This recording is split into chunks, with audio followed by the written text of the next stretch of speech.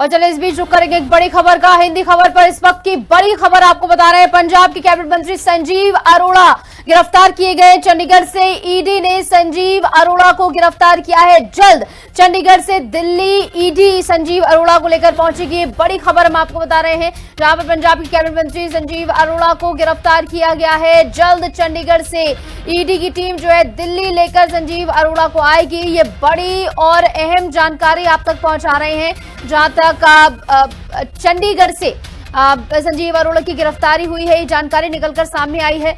और लगातार अभी हाल ही में देखिए केजरीवाल की ओर से प्रेस कॉन्फ्रेंस कर जो है ईडी पर निशाना भी साधा गया था कि बीजेपी के लिए ईडी जो है काम कर रही है। बार बार पंजाब में चुनाव आने वाले हैं, इस मद्देनजर ईडी जो है एक्टिव हो गई है और बीजेपी के बी टीम के तौर पर ईडी काम कर रही है। जानबूझकर आम आदमी पार्टी के नेताओं को निशाना जो है बनाया जा रहा है। और इस बीच चंडीगढ़ से दिल्ली ईडी की टीम लेकर संजीव अरोड़ा को जल्द पहुंचेगी, जानकारी भी निकलकर सामने आई है। तो पंजाब में देखिए इस समय हलचल बहुत ज्यादा तेज है। इससे पहले आपने देखा कि आम आदमी पार्टी के 7 सांसद जो है बागी होकर बीजेपी में शामिल हो गए। और इस बीच अब ये एक और बड़ा झटका माना जा रहा है, जहां पर संजीव अरोड़ा को ईडी की टीम ने गिरफ्तार कर लिया है। और ईडी की टीम जल्द संजीव अरोड़ा को लेकर जो है दिल्ली भी पहुंचेगी, ये जानकारी निकलकर सामने आ रही है। तो सीधे तौर पर आम आदमी पार्टी इसको लेकर हमलावर है। जिस तरीके की क्रोनोलॉजी अब तक हमने देखी है कि आम आदमी पार्टी के नेताओं को टारगेट किया गया। इससे पहले देखिए जो अशोक मित्तल है उनके घर पर जो है ईडी की टीम पहुंचती है। हालांकि ये तब हुआ जब ऐलान नहीं हुआ था 7 सांसदों का बीजेपी में जाने का, ये उससे पहले की बात है। और गिरफ्तारी के लिए जो है ईडी की टीम पहुंची थी, उनके घर पर रेड भी हुई। लेकिन उसके बाद जो घटनाक्रम देखने को मिला, उसके बाद आम आदमी पार्टी ने यही कहा कि जानबूझकर आम आदमी पार्टी के नेताओं पर दबाव बनाया जा रहा है, जानबूझकर उन्हें जो अपनी पार्टी में शामिल करने के लिए ये पूरा षड्यंत्र जो है बीजेपी और ईडी की ओर से रचा जा रहा है।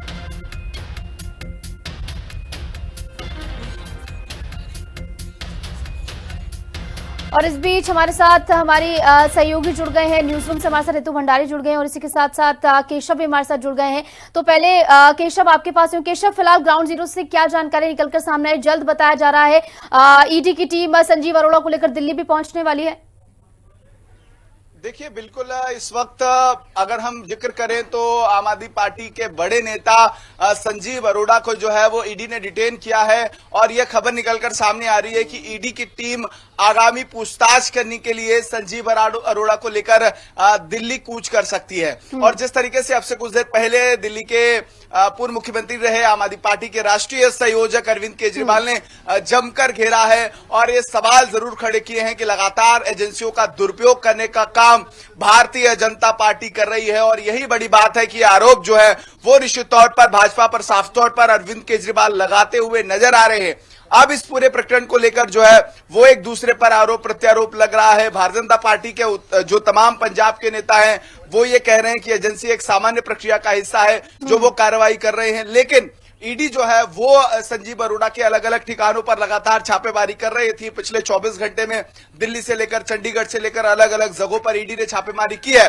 और अब ये संजीव अरोड़ा की गिरफ्तारी किस मायने में अहम रहेगी और लगातार आम आदमी पार्टी इसका विरोध जरूर कर रही है, लेकिन संजीव अरोड़ा की मुश्किलें बढ़ती हुई नजर आ रही हैं। बिल्कुल केशव, और ये क्रोनोलॉजी जो अब तक हमने देखी उसको लेकर सबसे बड़े सवाल खड़े हो। ऋतु आपके पास आते हुए, ऋतु देखिए बार बार आम आदमी पार्टी की ओर से निशाना साधा जा रहा है। केजरीवाल ने भी प्रेस कॉन्फ्रेंस की तो सीधे तौर पर केजरीवाल ने भी कहा कि जानबूझकर आम आदमी पार्टी के तमाम नेताओं को टारगेट किया जा रहा है, उन्हें बीजेपी में शामिल करने का दबाव बनाया जा रहा है। और जो ब्लूप्रिंट हमने अब तक देखा है वो ही ब्लूप्रिंट यहां पर भी देखने को मिल रहा है कि संजीव अरोड़ा के तमाम ठिकानों पर छापेमारी हो रही है चुनाव से पहले। ये सबसे बड़ी अपडेट तो यही है कि फिलहाल कैबिनेट मंत्री संजीव अरोड़ा गिरफ्तार हो चुके हैं। जिस तरह से मेरे सहयोगी केशव ने भी हमें जानकारी साझा की कि अब से कुछ ही देर बाद शायद ईडी की टीम उन्हें दिल्ली ला सकती है, पूछताछ कर सकती है, क्योंकि ये पूरा मामला लंबे समय से चला आ रहा है। और ये तीसरी दफा ऐसा हुआ जब ईडी की टीम उनके आवास पर पहुंची, छापेमार कार्रवाई को अंजाम दिया गया। सुबह 7 बजे से हम लगातार देख रहे थे किस तरह से रेड पड़ रही थी। वहां पर सीआईएसएफ, सीआरपीएफ की तमाम टीमें पहले से ही तैनात की गई थी, जिसके बाद से सवाल ये उठ रहा था कि आखिर ईडी को इतने सूत्रों के हवाले से खबरें कहां से मिल रही है जो वो बार बार कैबिनेट मंत्री संजीव अरोड़ा के घर पर धावा बोल रहे हैं। क्योंकि जब पहले अभी हाल फिलहाल में 17 अप्रैल और उससे पहले पिछले साल यहां पर ईडी की तरफ से कार्रवाई की गई थी, छापेमार कार्रवाई को अंजाम दिया था, तो उस दौरान किसी भी तरह का कोई प्रूफ, कोई साक्ष्य, कोई सबूत हाथ नहीं लगा था। और ऐसे में आम आदमी पार्टी लगातार इस चीज को लेकर हमलावर थी बीजेपी पर कि बीजेपी सोची समझी साजिश के तहत हमारी जो आम आदमी पार्टी की टीम है उनको तोड़ने का प्रयास कर रही है। अब इस बीच जब संजीव अरोड़ा के घर पर सुबह कार्रवाई चल रही थी तो उससे पहले 11 बजे का समय था जब यहां पर पंजाब के मुख्यमंत्री भगवंत सिंह मान ने प्रेस वार्ता की थी और प्रेस कॉन्फ्रेंस कर उन्होंने मीडिया से सीधे तौर पर यही कहा था कि 2027 में विधानसभा चुनाव होने हैं। पंजाब के जो लोग हैं वो आम आदमी पार्टी का चयन करने जा रहे हैं। पंजाब के लोगों को अगर कोई पसंद आज की तारीख में आ रहा है तो वो बस आम आदमी पार्टी है और एकमात्र यही वजह है जो कि बीजेपी को रास नहीं आ रही है। और केंद्र सरकार केंद्रीय जांच एजेंसियों के साथ मिलकर इस तरह का यहां पर षड्यंत्र रचने का प्रयास कर रही है, ये आरोप भगवंत सिंह मान ने लगाए थे। अभी आपने देखा भी होगा अरविंद केजरीवाल की तरफ से भी सेम वही बातें बोली गई, किस तरह से आम आदमी पार्टी को तोड़ने का प्रयास किया जा रहा है। क्योंकि इससे पहले भी हम देख चुके हैं अशोक मित्तल जो कि यहां पर राघव चड्ढा का रिप्लेसमेंट थे, जब उनको राज्यसभा भेजा गया था तो उस दौरान हमने देखा कि अशोक मित्तल जब राज्यसभा के तौर पर यहां पर नामित हो जाते हैं उसके बाद यहां पर उनके घर पर छापा पड़ता है, उनके आवास पर रेड पड़ती है, ईडी की टीम और तमाम टीमें वहां पर पहुंचती है। लेकिन जब वो बीजेपी में शामिल हो जाते हैं तो वही वो वापस से पाक साफ हो जाते हैं। बिल्कुल। और इस बीच हमारे साथ विधायक संजीव झा भी जुड़ गए हैं एक्सक्लूसिव। तो संजीव जी, पहले तो आपका बहुत बहुत स्वागत। और इस बीच आपके लिए ये कहें कि एक बहुत ज्यादा बड़ा झटका है कि संजीव अरोड़ा के घर पर एक बार फिर से रेड पड़ी, उनकी गिरफ्तारी हो गई। ऐसे में आम आदमी पार्टी की ओर से आने वाले समय में आगामी रणनीति आखिर क्या होने वाली है इसको लेकर? देखिए, मुझे लगता है कि जब जिस स्टेट में चुनाव होता है भारतीय जनता पार्टी पहले ईडी को भेजती है और ईडी को इसलिए नहीं भेजती क्योंकि भ्रष्टाचार की जांच करना है। ईडी को इसलिए भेजती है कि लोगों को डराना है, मॉरल प्रूफ तोड़ना है, उसको खत्म करना है। अब देखिए, संजीव अरोड़ा जी के यहाँ आज से कुछ दिन पहले रेड पड़ी थी और मित्तल जी के यहाँ भी रेड पड़ी थी। मित्तल जी भाजपा में शामिल हो गए, रेड खत्म हो गया। अब इन्होंने अरोड़ा जी ने शामिल नहीं हुआ तो उनके यहाँ अब रेड हुई और आज अरेस्ट कर लिया गया। ये कोशिश कर रहे हैं कि पंजाब के लोगों की डराने की, पर ये भूल जाते हैं कि पंजाब भगत सिंह की धरती है, पंजाब गुरुओं की धरती है। पंजाब को अंग्रेज नहीं डरा पाया, पंजाब को मुगल नहीं डरा पाया, तो पंजाब को ये क्या काले अंग्रेज डराएंगे? तो पंजाब इसका मुंहतोड़ जवाब देगा। लेकिन मुझे लगता है कि ये जनतंत्र के लिए ठीक नहीं है। इस तरह से ईडी जैसी एजेंसी जिसका काम था कि मनी लॉन्ड्रिंग जहां हो उसकी जांच करना, उसके बदले आप पॉलिटिकल वेंडेटा के लिए उपयोग कर रहे हो, तो फिर तो जनतंत्र खत्म हो गया ना। हम यही तो कहते थे कि अगर इस देश को जनतंत्र से का किसी से खतरा है तो भारतीय जनता पार्टी से है। इनकी जो तानाशाही माइंडसेट है, इनको सत्ता में बैठकर जो लूटने की माइंडसेट है, उससे इस देश का जनतंत्र खत्म हो रहा है। तो हमारे साथ साथ इस देश का संविधान और जनतंत्र बचाने की भी ये लड़ाई है। बिल्कुल, सीधे तौर पर पॉलिटिकल वेंडेटा तो इसे कहा जा रहा है। लेकिन सर, अब सबसे बड़ा सवाल तो ये हो जाता है कि क्या संजीव अरोड़ा पर भी जो है दबाव बनाया जा रहा है? क्या संजीव अरोड़ा की ओर से इस बारे में कुछ बयान दिए गए? क्योंकि इससे पहले भी हमने देखा है कई सारे नेताओं की ओर से बताया जाता है। क्या लगता है? आप देखिए, क्रिमिनोलॉजी में कहते हैं सर्कमस्टेंशियल एविडेंस। तो सर्कमस्टेंशियल एविडेंस क्या है कि मित्तल जी शामिल हो गए भाजपा, उनके यहाँ रेड खत्म। संदीप अरोड़ा जी नहीं मान रहे तो उनके यहाँ रेड जारी है। तो बीजेपी की तो कोशिश यही है। बीजेपी पहले भारतीय जनता पार्टी ने पहले पंजाब के सांसदों को लूटा और अब भारतीय जनता पार्टी पंजाब के लोगों को डराना चाहती है, पंजाब के हमारे नेताओं को डराना चाहते हैं। तो मुझे ये लगता है कि सबसे बड़ा अदालत जनता की अदालत है और जनता पंजाब की इनको मुंहतोड़ जवाब देगी। पंजाब जनता ऐसे डरने वाले नहीं है।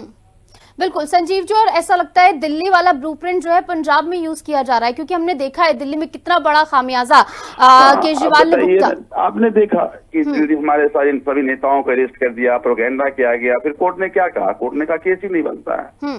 लेकिन इससे जनतंत्र खत्म हो रहा है ना, इससे हमारी देश का संविधान खत्म हो रहा है ना। तो ये तो इस तरह से अगर चुनाव अगर नरेंद्र मोदी लड़ना चाहते हैं, भारतीय जनता पार्टी लड़ना चाहती है, फिर चुनाव ही ना कराओ। तो हम सवाल आम आदमी पार्टी की नहीं है, सवाल है कि इस देश का जनतंत्र बचेगा या नहीं बचेगा। संजीव जी, देखिए आपने जैसा कि कहा कि केजरीवाल को राहत जरूर कोर्ट की ओर से मिली, लेकिन तब तक तो बहुत देर हो चुकी थी ना। अब ये देर कहीं पंजाब में भी ना हो जाए, ये भी बड़ा सवाल है। नहीं, देखिए एक बात समझिए, ये मोदी जी अपनी तानाशाही चलाते रहे। मोदी जी अपनी ये ईडी का उपयोग लोगों को डराने के लिए, हमारे नेता अरेस्ट करने के लिए करते रहे। लेकिन हम जनता की अदालत में जाएंगे और जनता की अदालत में इस लड़ाई को हम लड़ेंगे। बिल्कुल। और हम देख रहे हैं कि पंजाब के मद्देनजर, और कहें कि सर एक घाव अभी हरा ही था। अभी हाल ही में सीएम मान ने जो है राष्ट्रपति से मुलाकात की, उनके जो है उनके खिलाफ जो है जो 7 सांसद कार्रवाई करने की मांग की गई। लेकिन अब देखना होगा कि किस तरीके से इस प्रकरण में यहाँ पर जो है आगे रणनीति तय की जाती है। फिलहाल बहुत बहुत शुक्रिया संजीव जी, हमारे साथ जुड़े, तमाम जो आपका पॉइंट ऑफ व्यू रहा इस मसले पर आपने रखा है, और ऐसे में क्या कुछ आगामी रणनीति रहने वाली है इसको लेकर भी यहाँ पर जो है देखने को मिलने वाला है। चलिए एक बार फिर से हमारे तमाम सहयोगी जुड़े, उनका रुख कर लेते हैं। केशव, आपके पास आते हुए, केशव मेरी आवाज आ रही है आपको? शायद केशव को मेरी आवाज नहीं पहुंच पा रही है। पहले ऋतु के पास चले जाते हैं। ऋतु, सीधे तौर पर हम कहें कि अभी एक घाव हरा ही था, भरा भी नहीं था कि उससे पहले एक और बड़ी चोट यहां पर आम आदमी पार्टी को लगती हुई नजर आ रही है। ऐसे में क्या कुछ अगर हम सोचे कि रणनीति रह सकती है, जनता की अदालत में जाने की बात जरूर कही जा रही है, लेकिन हमने देखा है कि दिल्ली में बहुत देर हुई जनता की अदालत में जाने के लिए, और उसके बाद बड़ा खामियाजा केजरीवाल ने भुगता। तो कहीं वो सेम यहाँ पर पंजाब में रिपीट ना हो जाए, ये बड़ा डर है।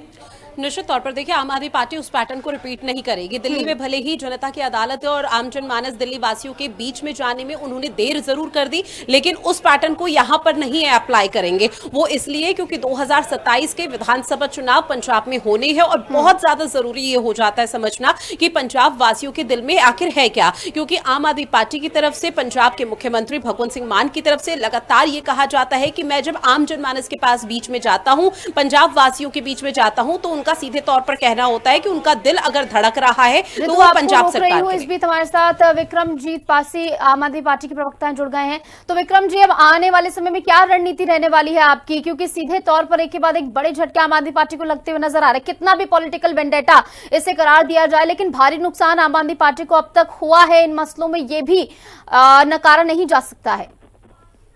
देखिए, आपको मैं नमस्कार करता हूं, आपके सभी दर्शकों को भी नमस्कार करते हुए मैं एक बात कहूंगा कि नो डाउट हमारे कुछ एमपी चले गए हैं, लेकिन जिसको आप भारी नुकसान कह रहे हो, अगर आप पंजाब के लोगों के अंदर आके राय पूछोगे तो आज भाजपा को सबसे ज्यादा नुकसान हो रहा है, क्योंकि पंजाब की फितरत रही है, पंजाब किसी के साथ ज्यादती करता नहीं है और कभी किसी की ज्यादती सहता भी नहीं है। और पंजाब ये अच्छी तरह समझता है कि भारतीय जनता पार्टी ईडी का दुरुपयोग करके, पॉलिटिकली वेंडेटा लेके जो सरकारें तोड़ने का, लीडर तोड़ने का बहुत देर से खेला करती आ रही है, वो पंजाब इसको बर्दाश्त नहीं करता। हाँ, ठीक है कि ईडी ने तीसरी रेड की है जी, पहली 2 रेड्स में भी कुछ नहीं मिला था, अब ईडी जो है जी अब तीसरी रेड कर रही है, क्योंकि इनका एक मकसद रहा है। अभी हमने कुछ चंद दिन पहले की बात की है, अशोक मित्तल जी के घर पे ईडी की रेड हुई थी। सभी भाजपा के नेता बुलारे लगातार बोल रहे थे, उन्होंने ये कर दिया, उन्होंने वो कर दिया, उन्होंने मनी लॉन्ड्रिंग कर दी, उन्होंने बाहर का पैसा ले लिया, उन्होंने फर्जी डिग्रियां बना दी, पता नहीं क्या कुछ। आप सभी के चैनल्स पे, आपका भी बड़ा फेमस चैनल है, आपके चैनल पे भी उनकी यही बातें थी। और 3-4 दिन के बाद जब वो कहते हैं मैं भाजपा में जा रहा हूँ, तो भाजपा के राष्ट्रीय अध्यक्ष उनको लड्डू खिला रहे थे। और संजीव अरोड़ा जी के घर 2 बारी पहले इन्होंने रेड किया, इनको मिला कुछ नहीं, और संजीव अरोड़ा जी ने उसके बाद खड़े होकर फिर कहा कि मैं आम आदमी पार्टी का सिपाही हूँ, तो इनको तिलमिलाहट होगी, अब तीसरी रेड कर दी है जी। तो ये इनका हथकंडा जो है बाकी जगह कामयाब हो गया, लेकिन पंजाब ने तो कभी औरंगजेब की जातियां बर्दाश्त नहीं की थी। पंजाब ने तो औरंगजेब के आगे घुटने नहीं टेके, पंजाब ने तो बड़े बड़े जो हमलावर आते थे ना जी, उनके आगे कभी घुटने नहीं टेके। पंजाब तो बाउंस बैक करता है, पंजाब इनको सबक सिखाएगा, ये आप भी देखोगे, मैं भी देखूंगा। बिल्कुल। और ऐसे में फिलहाल संजीव अरोड़ा की ओर से क्या इस पूरे मामले में इससे पहले कुछ कहा गया, बताया गया क्या? कोई उन्होंने आपसे कहीं की पार्टी से ऐसी बात कोई साझा की कि उन पर दबाव बनाया जा रहा है? देखिए, संजीव अरोड़ा जी का आपको याद होगा, पहले 1 महीने पहले रेड डाली गई थी, फिर कुछ दिन पहले जब संजीव अरोड़ा जी भगवंत मान जी के साथ इन्वेस्टमेंट के लिए फिनलैंड वगैरह गए हुए थे, तो पीछे से रेड डाल दी गई। तो संजीव अरोड़ा ने उस दिन भी कहा था कि मैं आपको पूरा कोऑपरेट करूंगा, आप क्यों भागे फिर रहे हो ईडी वालों को। मैं आपको पूरा कोऑपरेट करूंगा, आ जाना। और तीसरी अहम चीज, संजीव अरोड़ा ने उस टाइम भी कहा था, संजीव अरोड़ा जी ने, कि मैं किसी के दबाव में आने वाला नहीं हूं, मैं आम आदमी पार्टी का कार्यकर्ता हूं। अब चौथी बात जी, देखिए भाजपा के पास ईडी, सीबीआई, ये भी बेचारे ऑफिसर्स क्या करेंगे इनके भी, क्योंकि पॉलिटिकल जो सेंटर में पावर बैठी है उसने इनको चलाना है। और ये जो वो चाहते हैं, अभी हम ताजा उदाहरण तो देख के हटे हैं कि कैसे अशोक मित्तल जी को भाजपा के उसमें टेम्पू में छोड़ के आई हैं ये आम आदमी पार्टी से उठा के, तो वो भी तो ईडी की रेड केस है। उसके बाद क्या हुआ जी? फिर उसके बाद ईडी ने अभी तक एक भी बयान अशोक मित्तल जी के खिलाफ दिया? कोई कार्रवाई की? कोई चालान पेश किया? कोई FIR की? बिल्कुल। और ये जग जाहिर भी हुआ है। इस बीच हमारे साथ धनेंद्र भारद्वाज भी जुड़ गए, आम आदमी पार्टी प्रवक्ता है। सर, तो सीधे तौर पर हम कहें कि अब क्या आगामी रणनीति, उस बारे में हम सबसे सवाल कर रहे हैं। ऐसे में जरा आप भी बताइए किस तरीके से अब इस पूरी सिचुएशन को टैकल किया जाएगा? क्या वो नैरेटिव जनता तक पहुंच पाएगा जो कि आम आदमी पार्टी का सच है? देखिए, भारतीय जनता पार्टी का और नरेंद्र मोदी जी का नंगा नाच पूरा देश देख रहा है। पूरा देश देख रहा है कि किस तरीके से भारतीय जनता पार्टी ईडी के दम पर, सीबीआई के दम पर, इनकम टैक्स के दम पर और चुनाव आयोग के दम पर पूरे देश भर में सरकारें बना रही है। अब भारतीय जनता पार्टी के लिए पहले सरकार बनवाने का काम अमित शाह साहब करते थे। अब भारतीय जनता पार्टी ने अमित शाह साहब से वो जिम्मेदारी लेके अब वो जिम्मेदारी ईडी, सीबीआई, इनकम टैक्स और चुनाव आयोग को दे दी है। अगर आप देखेंगे पिछले जो 5-6 चुनाव हुए, तमाम चुनावों में भारतीय जनता पार्टी की सरकार बनाने का काम ईडी ने करा, भारतीय जनता पार्टी की सरकार बनाने का काम सीबीआई ने करा, इनकम टैक्स ने करा, चुनाव आयोग ने करा। हरियाणा में करा, महाराष्ट्र में करा, दिल्ली में करा, उसके बाद बिहार में करा, बंगाल में करा। और भारतीय जनता पार्टी को ये लग रहा है कि उनकी ईडी से हम डर जाएंगे। भारतीय जनता पार्टी को समझ में नहीं आ रहा कि ये पंजाब जो है गुरुओं की धरती है। पंजाब ने हमेशा बलिदान दिया है। आपने जब जब पंजाब के खिलाफ करोगे, जब जब आप गुरु साहब के अपमान करोगे, पंजाब के लोग माफ नहीं करेंगे। और भारतीय जनता पार्टी करना क्या चाहती है? भारतीय जनता पार्टी ने पहले हमारे सांसद अशोक मित्तल के घर रेड करी। अशोक मित्तल ने 2 दिन बाद भारतीय जनता पार्टी ज्वाइन कर ली। आज कोई भारतीय जनता पार्टी से ईडी से पूछे तो सही कि अशोक मित्तल के घर निकला क्या? इसका मतलब अशोक मित्तल के घर रेड इसीलिए हुई थी कि अशोक मित्तल को ये कहा गया कि भारतीय जनता पार्टी में आओ, अगर आप भारतीय जनता पार्टी में नहीं आओगे तो आपको जेल भेज देंगे।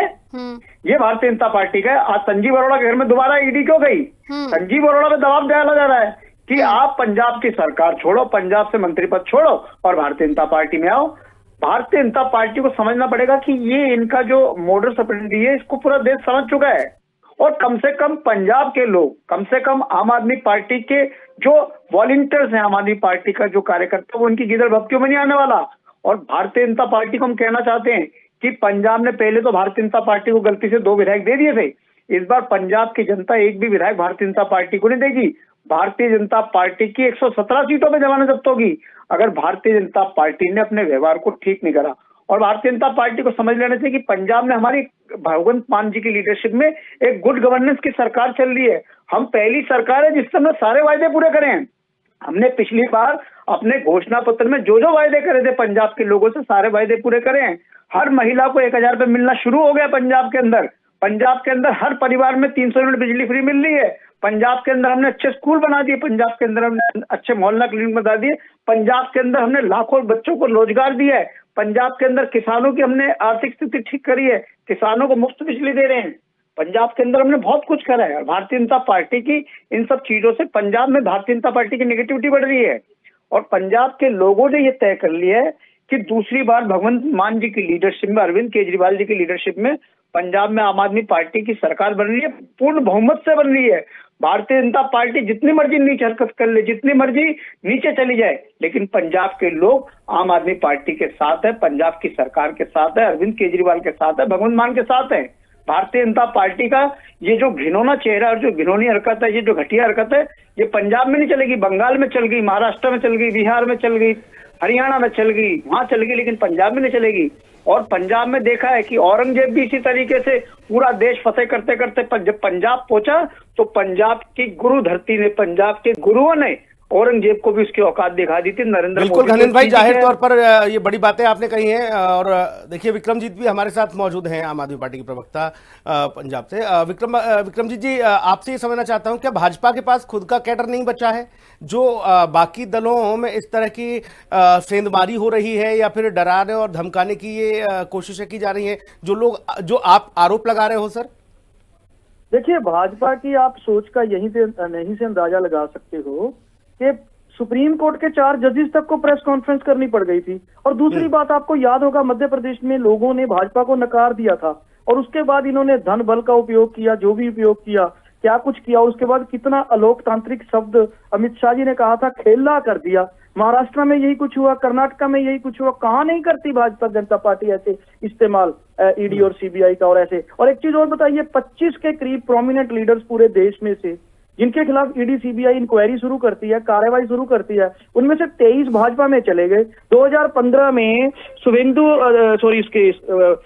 हेमंत विश्व शर्मा के खिलाफ खुद भाजपा ने बुकलेट निकाली थी, ईडी सीबीआई उसके पीछे लगी थी। और जब वो 2015 में भाजपा ज्वाइन कर जाता है तो आज 2026 हो गया जी। 11 साल के बाद भी ईडी गूंगी, बहरी, अंधी, कुछ भी कह लो, बनी बैठी है जी। कोई कार्रवाई की हेमंत विश्व शर्मा के खिलाफ? उसके बाद आप सोच लीजिए शुभेंदु अधिकारी के खिलाफ, चलो छगन भुजबल की फाइल ही गुम कर दी। उन 25 में से 23 ने भाजपा ज्वाइन की और उसके बाद ईडी सीबीआई कहां गई जी फिर? तो इसको आप क्या कहोगे? ये क्लियर है जी कि अलोकतांत्रिक तरीकों के साथ भारतीय जनता पार्टी विरोधी पार्टियों को परेशान करने का, तोड़ने का काम करती है। अब दूसरी एक चीज और, आपने कहा कि पंजाब में, अरे भाई आप पिछले जिमनी चोन उठा लीजिए, जितने बाई इलेक्शंस पंजाब में हुए हैं, लगातार भारतीय जनता पार्टी हारी है। ना सिर्फ हारी है बल्कि जमानतें जब्त हो गई हैं इनकी। अब इनके पास आधार है नहीं, सपना है पंजाब को कब्जाने का। और ये पंजाब है भाई साहब, पंजाब के अंदर कभी ज्यादती की नहीं जाती, कभी किसी की ज्यादती बर्दाश्त नहीं की जा सकती। और भाजपा को इस पता है इस चीज का कि जो ये पोलराइजेशन की पॉलिटिक्स खेलते हैं, धर्म जात के नाम पे लड़ाने का काम करते हैं, पंजाब इसको बर्दाश्त नहीं करता। पंजाब के तो हमारे लोग इतने गुरुओं की उस पे चलने वाले हैं आदेशों पर कि अगर हमें पड़ोसी, चाहे हमारा किसी जात धर्म का हो, अगर पता लग जाए ना उसके घर में आज खाना नहीं बना, तो हमारे पड़ोसी अपना खाना उठा के दे देते हैं। ये तो पंजाब तो एक भाईचारक सांझ की मिसाल है, भाईचारक प्यार की मिसाल है, मिलवर्तन की मिसाल है। और भाजपा को पता है कि हमारी राजनीति यहाँ काम नहीं करने वाली, तो अब ऐसे उपयोग हो रहे हैं। बिल्कुल। क्या कुलदीप कुमार हमारे साथ मौजूद हैं, आम आदमी पार्टी से विधायक? अच्छा, ठीक है। विक्रमजीत, आपसे एक और सवाल मेरा, भारतीय जनता पार्टी में जो अभी हाल ही में जो लोग बागी होकर गए हैं या जिन्होंने इस तरह की जरूरत की या ये दबाव में आ गए, वो लोग, उनके खिलाफ भी ईडी के कुछ मामले थे। अब ईडी उधर नहीं जा रही उनके यहाँ?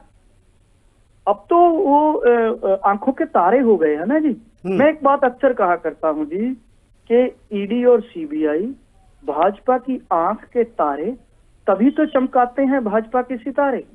अब एक चीज सोचिए, अशोक मित्तल जी के खिलाफ रेड हुई, इन्होंने पूरा दबदबा बनाया जी।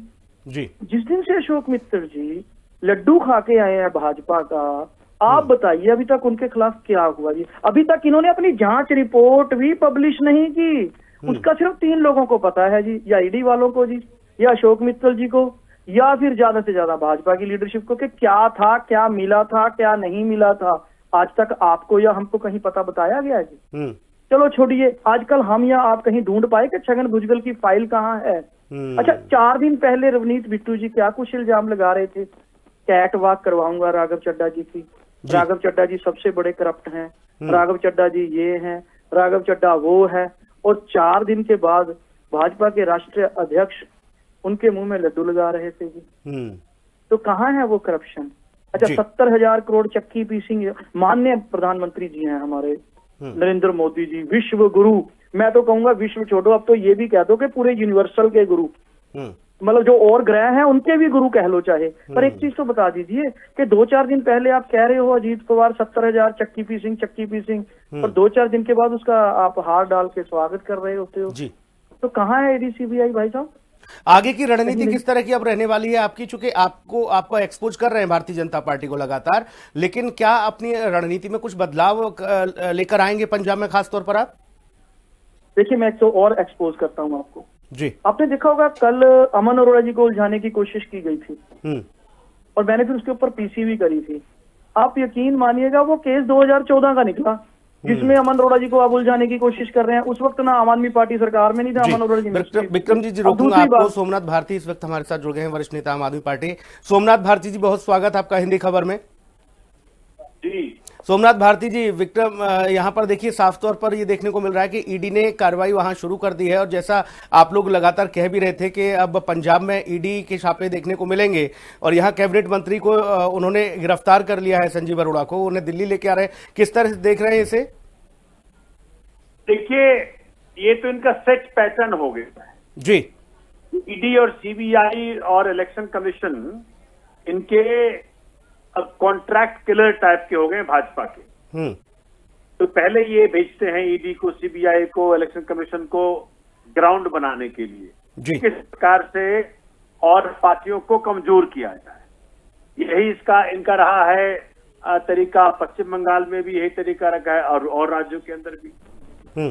और ये दुर्भाग्य की बात है, देखिए, और बड़ा कोइंसिडेंस है, आप सोचे हैं जी। जिस शुभेंदु अधिकारी के खिलाफ 2016 में ईडी का रेड हुआ था, माननीय मोदी जी ने मंच से कहा था ये पैसे लेते पकड़ा गया है, कैमरे पैसे लेते पकड़ा गया है। उस केस का आता पता नहीं है, जहाँ एक्चुअल भ्रष्टाचार हुआ है। वो व्यक्ति आज मुख्यमंत्री बन गया आपका। तो देश देख पा रहा है, और मुझे भरोसा है कि सुप्रीम कोर्ट भी देख रहा होगा जी किस प्रकार से डेमोक्रेसी का चीरहरण हो रहा है जी। तो हम सब देख रहे हैं, लेकिन ये पंजाब है और पंजाब अपने तरीके से बदला लेता है जी। तो पंजाब पूरी तैयारी में है कि माननीय मोदी जी एक बार चुनाव में उतरे जी। फिर आम आदमी पार्टी, सोमनाथ भारती जी, आम आदमी पार्टी की छवि को बट्टा लगाने की कोशिश है या कमजोर करने की कोशिश है? आखिर क्या मंशा है इनकी? मंशा सिर्फ यही है कि जी एक ना ये इनका अश्वमेध यज्ञ की तरह चल रहा है घोड़ा इनका। पहले अगर आपको याद होगा, पहले इनका अश्वमेध यज्ञ का घोड़ा हमने दिल्ली में रोका था जी, और भाजपा 3 पे आ गई थी। इस प्रकार का अश्वमेध यज्ञ का घोड़ा रुकेगा पंजाब में, और वहां से इनका पतन शुरू हो जाएगा जी। तो ये इनको लग रहा है कि भाई ये जो सेट मॉडल हो गया है कि ईडी, सीबीआई, इलेक्शन कमीशन सबको अपने साथ लेकर के वोट चोरी करके, मतलब से बात कर रही दुनिया में कोई ऐसा गंदा काम नहीं होगा जो भाजपा चुनाव जीतने के लिए नहीं करती है जी। सबसे घटिया पार्टी, घटिया तरीके, मतलब आप सोच नहीं सकते कि डेमोक्रेसी का उन्होंने क्या किया है। ये कभी भी काम करके जनता के दिल नहीं जीत सकता है, मैं दावे के साथ कहता हूं जी। और अगर ईडी, सीबीआई, इलेक्शन कमीशन से छीन लिया जाए तो कभी लेवल फील्ड के दौरान ये कोई चुनाव नहीं जीत सकते। इनका अंत तुरंत खत्म हो जाएगा जी।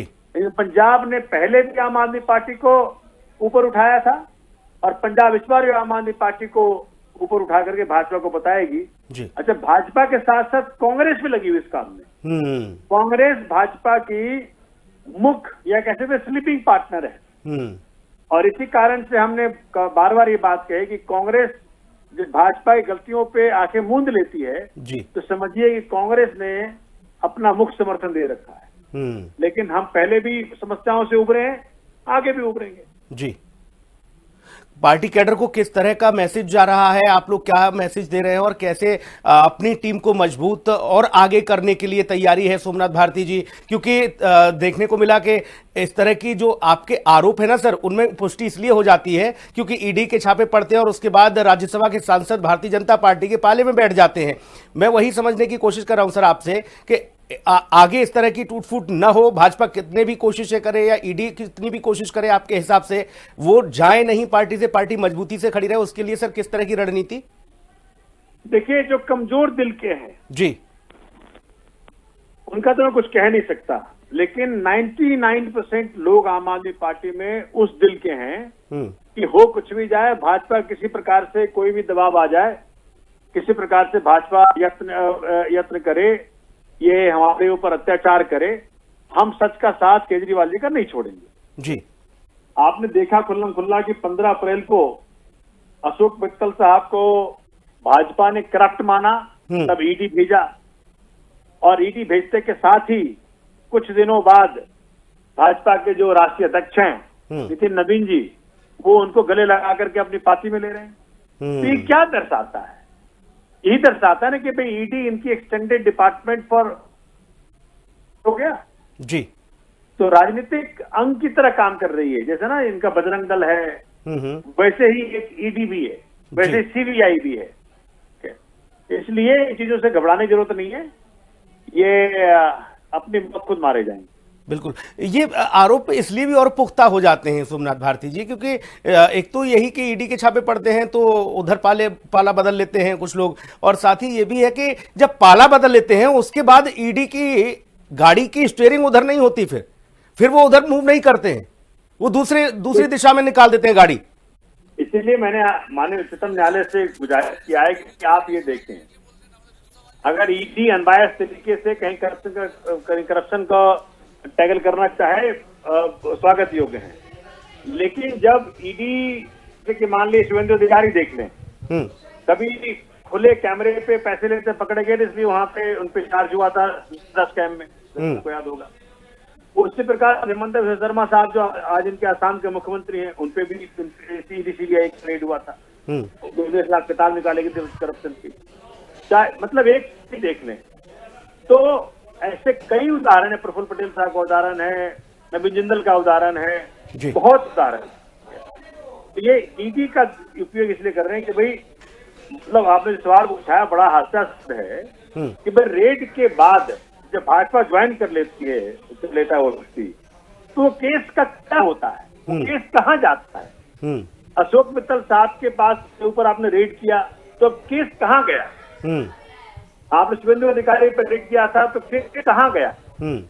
आपने प्रफुल्ल पटेल साहब के ऊपर रेड किया, तो केस कहाँ गया? तो ये केसेस का हुआ क्या? तो सुप्रीम कोर्ट जो अपने देश का सबसे उच्च संस्था है, उच्चतम संस्था है जी, जिनके हाथ में संविधान की रक्षा का दायित्व दिया बाबा साहब अम्बेडकर ने, तो उनको संज्ञान लेना पड़ेगा कि डेमोक्रेसी का जो दुरुपयोग इस प्रकार से भाजपा कर रही है, उसका समाधान क्या है जी?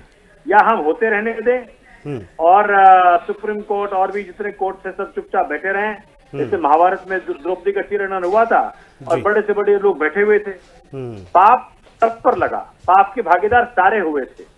उसी प्रकार से आज कह सकता हूँ कि अगर इस चीरहरण का वो नहीं रोकने, संस्थाएं नहीं रोकती है, तो पाप के भागीदार सारे होंगे जी। हमारी सहयोगी रितु भंडारी भी हमारे साथ मौजूद हैं सोमनाथ भारती जी, उनके जहन में भी कुछ सवाल हैं बेसिक जो आपसे पूछना चाहती हैं। बिल्कुल सोमनाथ भारती जी, अगर सर आप तक आवाज पहुंच पा रही है तो क्या ये मानकर चला जाए कि केंद्रीय जांच एजेंसियों का जो दुरुपयोग का आरोप आप लोग बीजेपी पर लगा रहे हैं, साम दाम दंड भेद की राजनीति सीधे तौर पर बीजेपी इस वक्त 2027 के विधानसभा चुनाव के लिए अपनाने की कोशिश कर रही है? बिल्कुल ठीक कह रहे हैं आप। देखिए कारण क्या है ना, ये चुनाव नहीं लड़ते, युद्ध लड़ते हैं। जैसे दूसरे को दुश्मन मानते हैं कि हमें तो मार के, अंग्रेजी में एक बड़ा प्यारा शब्द है अनस्क्रूपलस जी। मोदी जी के बड़े करीब हुआ करते थे विनोद खन्ना साहब, मेरे भी मित्र हुआ करते विनोद खन्ना साहब। जब उनकी डेथ यहाँ हुई थी मैक्स साकेत में, तो मैं उनके पास था, काफी दिन यहाँ एडमिट रहे थे। एक शब्द मैंने पूछा था उनसे भी, मोदी जी और हमें क्या फर्क है? तो कहे कि मोदी जी अनस्क्रूपलस हैं। अनस्क्रूपलस का मतलब है अगर मन में इच्छा जाहिर कर ली कि मुझे वेस्ट बंगाल में चुनाव जीतना है, तो कुछ भी करेंगे। कुछ भी का मतलब कुछ भी, किसी की 2-4 की हत्या भी होनी हो तो वो भी हो जाए, ईडी का गोली चलवानी हो तो वो भी चल जाए। तो मतलब कुछ भी करने वाला व्यक्ति, ये है बीजेपी की, माननीय मोदी जी की, माननीय मिश्रा जी की मानसिकता। लेकिन सर सवाल तो यहाँ पर ये भी उठ जाता है ना कि आखिर ऐसी आन भी क्या पड़ी है, ऐसी भी क्या विपदा आ चुकी है कि जो बीजेपी को इस तरह से हथकंडे अपनाने पड़ रहे हैं, केंद्रीय जांच एजेंसियों के कंधों पर बंदूक रखकर चलानी पड़ रही है? क्योंकि हम सभी को मालूम है कि पंजाब में इस वक्त आम आदमी पार्टी कितनी मजबूत है, और भगवंत सिंह मान अपनी प्रेस वार्ता, अपने संबोधन में कई दफा इस बात का जिक्र कर चुके हैं कि पंजाब वासियों के दिल में अगर कोई है तो वो है आम आदमी पार्टी की सरकार। क्या इसी से डर चुकी है अब बीजेपी? बीजेपी कभी भी काम की राजनीति नहीं की, आपने देखा होगा। कभी किसी चुनाव के भाषण में हो कि हमने इतने नौकरियां दे दी, हमने डॉलर को रुपये के सामने कमजोर कर दिया, हमने 30 रुपए। कभी भी बीजेपी काम राजनीति नहीं करती है। और 2014 के बाद, जब ये 2024 के बाद जब इनको 240 सीटें आई जी, उनके मन में डर समा गया कि भाई हम हार भी सकते हैं। ये तीसरी बार जो प्रधानमंत्री बने हैं ये अपने दम पे नहीं बने हैं, ये माननीय नायडू साहब और नीतीश कुमार जी के दम पे बने हैं, ठीक है। इसलिए इस बात को समझ लीजिए कि अब ये हथकंडों से चुनाव जीत रहे हैं। ये कभी काम की राजनीति नहीं करेंगे अरविंद केजरीवाल जी की तरह, कभी ये कहने की हिम्मत नहीं करेंगे कि अगर काम नहीं किया तो वोट मत दो, काम किया है तब वोट देना। अगर माननीय मोदी जी कभी ये इन शब्दों का उपयोग करना शुरू कर दें तो देश तो चमक जाएगा, देश तभी तो विश्वगुरु होगा। लेकिन माननीय मोदी जी काम के आधार पे नहीं, हथकंडों के आधार पे सत्ता में बने रहना। और सर देखिए, अभी हाल फिलहाल में हमने दिल्ली में भी वो तस्वीर देखी थी जो आज शायद पंजाब में हम स्थिति देख ही रहे हैं, किस तरह से जांच एजेंसी लगातार न सिर्फ संजीव अरोड़ा बल्कि तमाम दिग्गजों के यहाँ पर निशाना साधने की कोशिश कर रही है और छापेमार कार्रवाई को शायद आगे भी अंजाम दे सकती है। जिस तरह से आप जिक्र कर रहे हैं कि ऑपरेशन लोटस का आप लोगों ने जिक्र किया कि ऑपरेशन लोटस की फिराक में बीजेपी है, तो कहीं ऐसा ना हो कि जो देर दिल्ली में हो गई थी वो आम आदमी पार्टी को पंजाब में हो जाए। तो आप इस नैरेटिव को क्या खत्म करने की कोशिश करेंगे जिसका जिक्र आप लोगों की तरफ से किया जा रहा है? देखिए, हम लोगों ने अपने लेवल पे, क्योंकि दिल्ली एक्सपेरिमेंट से सीख के, पश्चिम बंगाल एक्सपेरिमेंट से सीख के हम लोगों ने अपने काम करने के तरीके में खूब बदलाव कर दिया। सबसे बड़ी बात है, गुरुओं की धरती पंजाब है। 10वीं पातशाही ने अपने चारों साहेबजादों को, पिताजी को, माताजी को, सबको कुर्बान कर दिया। किस काम के लिए? कि धर्म आगे रहे, धर्म की जीत हो। जबकि 10वीं पातशाही भगवान स्वरूप थे, परमात्मा के रूप थे, चाहते तो कुछ भी कर देते, ऐसी तैसी करते थे। लेकिन पंजाब की धरती ने, माननीय हमारे गुरु साहिबानों ने हमें शिक्षा दी कि धर्म पे अगर चलना है तो कुर्बानियों के तैयार रहो, तो हम भी कुर्बानियों के लिए तैयार हैं। सर, ऐसी कुर्बानी अगर आप देते रहेंगे तो फिर तो दिक्कत आ जाएगी, क्योंकि आप योद्धा तैयार करते हो और उन्हें कुर्बान होना पड़ जाता है। तो ऐसे में तो इसके अलावा कोई और दूसरा विकल्प? कुर्बानियों का मतलब है कि हमारी पूरी तैयारी है, हम भागेंगे नहीं जी, हम डटे रहेंगे, हम लड़ेंगे और पंजाब के लिए दोबारा का मौका पंजाब की जनता हमें देगी। सोमनाथ भारती जी, एक प्रश्न और, क्या गुजरात में आम आदमी पार्टी का बढ़ता जनाधार भी भारतीय जनता पार्टी की धड़कनें बढ़ा रहा है, इसलिए वो पंजाब में पहुंच रहे हैं? बिल्कुल ठीक कह रहे हैं, क्योंकि देखिए गुजरात में कांग्रेस ने वो खुला छूट दे रखा था जी। अहमद पटेल साहब का जो भी उनको जानते हैं जी, गुजरात में काम संभालते थे कांग्रेस की तरफ से। लोग कहते हैं कि भाजपा से उनकी गहरी दोस्ती थी, हम तो पहले नहीं। 30 साल भाजपा ने हमारे ना रहने के बावजूद जी कांग्रेस को वहां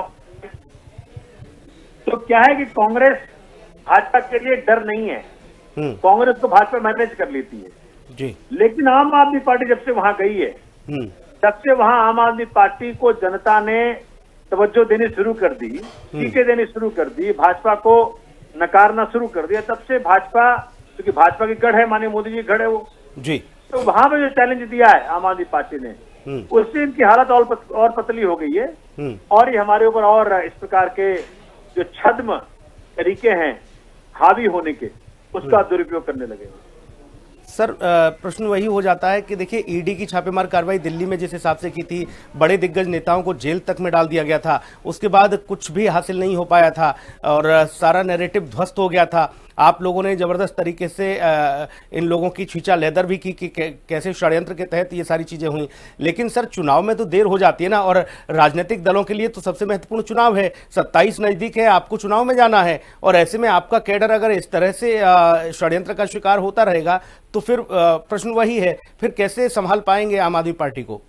देखिए, आप जो कह रहे हैं आपका कंसर्न बड़ा जेन्युइन है, लेकिन क्या है कि हम लोग भी सीख चुके हैं इनके काम करने के तरीके, इनके अटैक करने के तरीके। अगर आपको याद होगा जी, माननीय जैन साहब को उन्होंने 2 साल जेल में रखा, उसके इसमें क्या मिला? सीबीआई ये कह गई वहां के जी इनके खिलाफ कोई सबूत नहीं है, हम सबूत नहीं इकट्ठा कर पाए। आप केजरीवाल साहब को आपने जेल में रखा, पहली बार इस देश ने देखा कि सिटिंग सीएम को जेल में रखा आपने जी, और उसमें क्या निकला?